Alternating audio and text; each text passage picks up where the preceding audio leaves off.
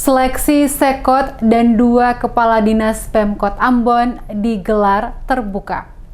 Seleksi pejabat pimpinan tinggi Pratama Sekretaris Daerah Sekda, Kepala Dinas Lingkungan Hidup dan Persampahan DLHP, dan Kepala Dinas Pendidikan Kota Ambon digelar secara terbuka oleh pemerintah Kota Ambon. Wali Kota Ambon, Richard Lohana PS dalam sambutannya sebelum menyamatkan tanda pengenal peserta seleksi pada salah satu hotel di Kota Ambon Senin 18 Oktober menjelaskan, seleksi Sekot dan Kepala Dinas yang dilakukan secara terbuka saat ini dilakukan karena Kota Ambon bukan lagi kota yang tertutup. Akan tetapi, kota ini telah mendapat pengakuan dari dunia internasional, yakni kota kreatif dengan basicnya adalah musik. Untuk itu sebagai kota yang terbuka, kata Lohana Pesi, maka Kota Ambon harus membuka diri terhadap inovasi maupun kegiatan publik yang bersifat terbuka. Dikatakan wali kota, banyak orang menginginkan seleksi Sekot dilakukan secara internal dengan dibatasi hanya beberapa pejabat yang ada pada pemerintah kota. Akan tetapi hal ini sangat antagonis, tegas Lohana Pesi, karena akan bertentangan dengan persepsi sosial masyarakat terhadap Kota Ambon. Oleh karena itu, pemerintah kota mengambil kebijakan proses untuk menjadi Sekot Ambon dilaksanakan secara terbuka, karena Kota Ambon bukan saja milik Ambon semata,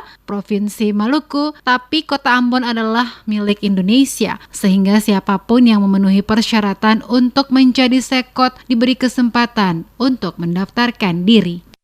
Kenapa sampai mekanisme ini kita laksanakan secara terbuka?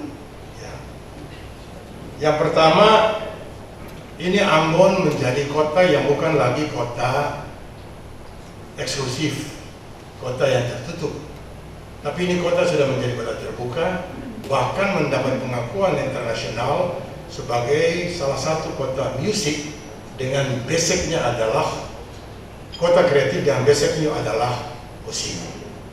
Sebagai kota yang terbuka, tentunya kita juga harus membuka diri terhadap inovasi-inovasi maupun kebijakan-kebijakan publik yang bersifat terbuka.